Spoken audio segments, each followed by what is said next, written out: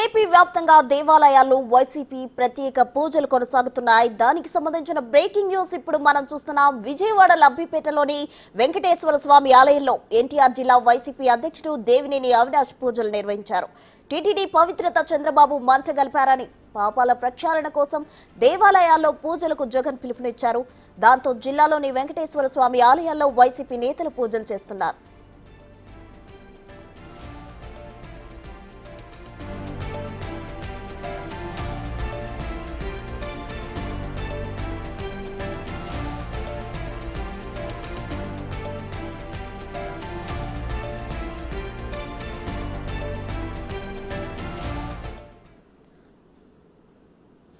మాజీ సీఎం జగన్ పిలుపు మేరకు జిల్లా వైసీపీ అధ్యక్షుడు దేవినేని అవినాష్ పూజలు నిర్వహించారు. దీనికి సంబంధించి తాజా సమాచారం మా ప్రతినిధి అందించడానికి సిద్ధంగా ఉన్నారు. మల్లికార్జున, చెప్పండి.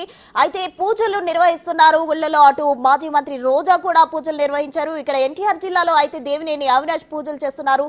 దేవినేని అవినాష్ మీడియాతో ఏమైనా మాట్లాడారా? అసలు దీనికి సంబంధించి డీటెయిల్స్ ఏంటి?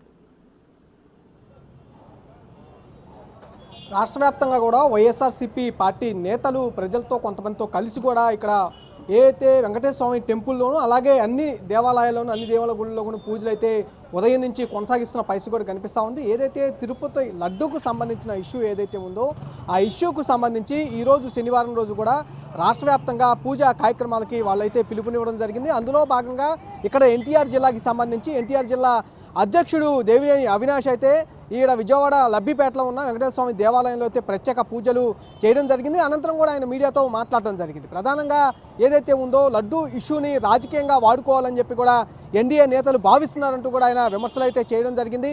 జగన్మోహన్ రెడ్డికి సంబంధించి అక్కడికి ఎందుకంటే దేవాలయానికి వెళ్ళి తిరుమల స్వామివారిని దర్శించుకోవడానికి ఆటంకాలు సృష్టిస్తున్నారని, అలాగే ఎవరిని వెళ్ళనీయకుండా నోటీసులు జారీ చేస్తున్నారంటూ కూడా తీవ్ర విమర్శలు అయితే చేయడం జరిగింది.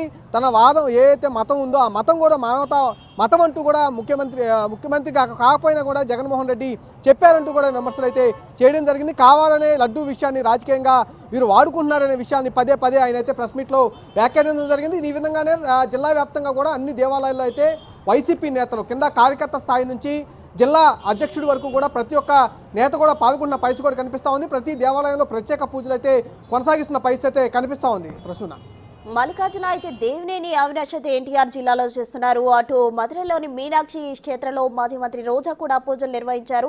అయితే రోజా కొన్ని సంచలన వ్యాఖ్యలు కూడా చేయడం జరిగింది. పవన్ కళ్యాణ్ కూడా బాప్టిజం తీసుకున్నారు. తన కుటుంబంలో వారి భార్య కావచ్చు, వారి పిల్లలు కూడా బాప్టిజం తీసుకున్నారు. మరి వారికి కూడా డిక్లరేషన్ అడుగుతారా అంటూ కొన్ని సంచలన వ్యాఖ్యలు చేయడం జరిగింది. ఆ డీటెయిల్స్ ఉన్నాయా మీ దగ్గర?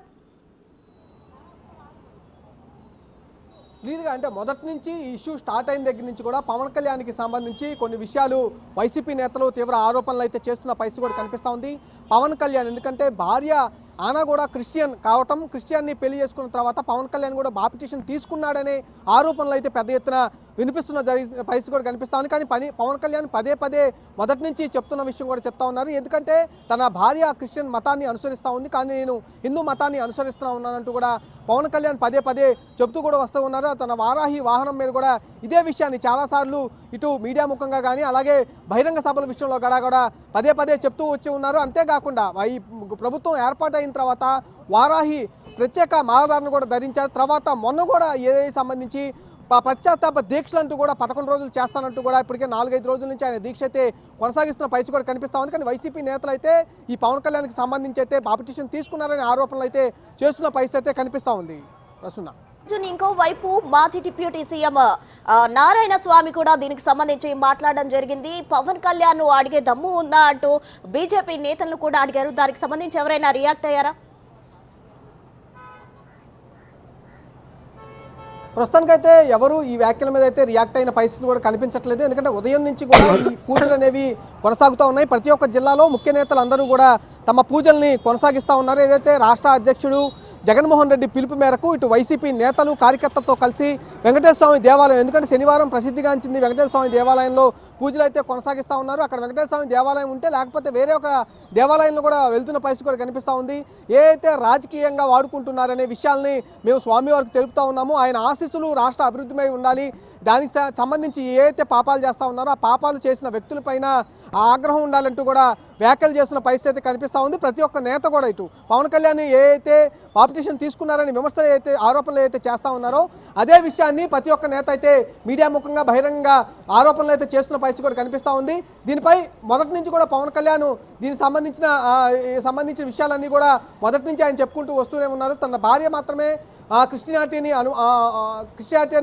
అనుసరిస్తుంది, నేను మాత్రం కాదంటూ కూడా పదే పదే చెప్పుకుంటూ వస్తూ ఉన్నారు. అంతేకాకుండా ఆయన ప్రతిసారి పూజా కార్యక్రమాలు కానీ మాలధారణలు కానీ హిందూ సాంప్రదాయాలకు అనుగుణంగానే నడుచుకుంటూ వెళ్తున్న పరిస్థితి కూడా కనిపిస్తూ ఉంది. కానీ ఈ వైసీపీ నేతలు ఈ రోజు చేస్తున్న వ్యాఖ్యలపై అయితే ప్రస్తుతం ఎవరు స్పందించిన దాఖలా అయితే కనిపించట్లేదు. ప్రస్తుతం రైట్, థ్యాంక్ యూ మల్లికార్జున.